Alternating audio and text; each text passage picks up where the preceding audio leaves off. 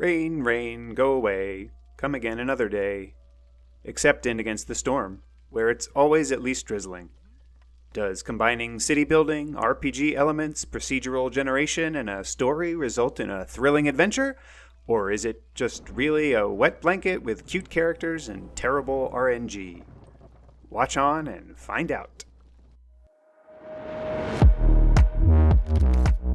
My name is Thoraxe, and this is Strategy for Busy People. If you've got a few minutes, I'll tell you what to play. You know that we like city builders here.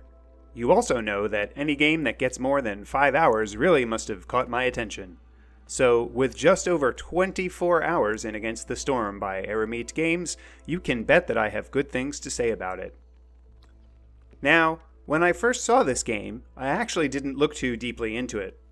I saw some animal creatures and an interesting-looking city builder, assumed it was something like Timberborn with fantasy elements, and already had decided I was in. But almost as soon as I got into the tutorial, I knew that I was in for a surprise. Normally, trying to pack this many things into a game results in subpar implementations of everything. But it all comes together nicely in Against the Storm. You have different species of creatures that act as your workers, and each has its own needs and special bonuses for the work performed.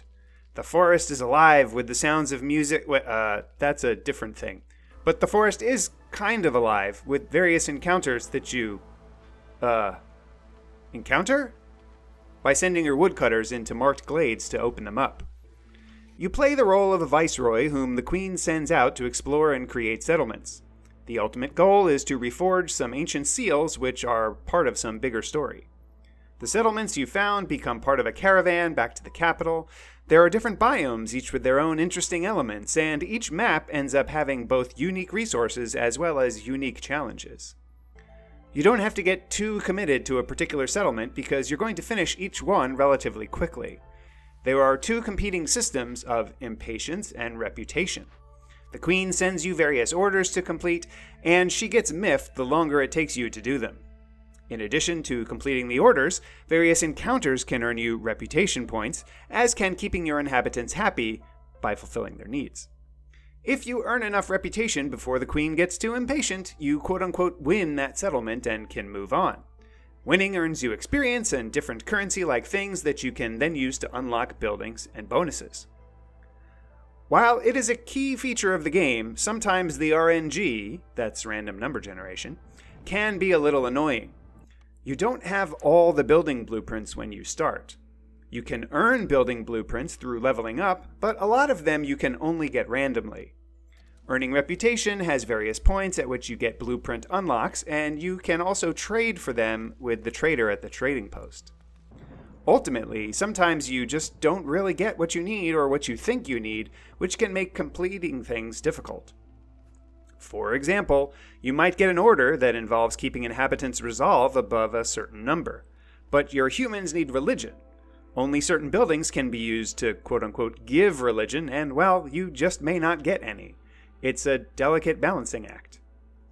You also have some levers on difficulty that you can pull, so don't be afraid to crank it up and encounter harder scenarios and more challenging debuffs from the biome. There's no real penalty for failure. You just don't succeed with that settlement and will likely not be able to reforge a seal on that go-around. Because at the end of every period, everything gets destroyed and you start over again from the kingdom. Before I give my final verdict, take a moment to like this video and subscribe to the channel. Don't forget to share with your friends. Agree with me? Disagree with me? Or want to see other content? Let me know in the comments below. Want to try this game yourself? Check out my humble affiliate link below.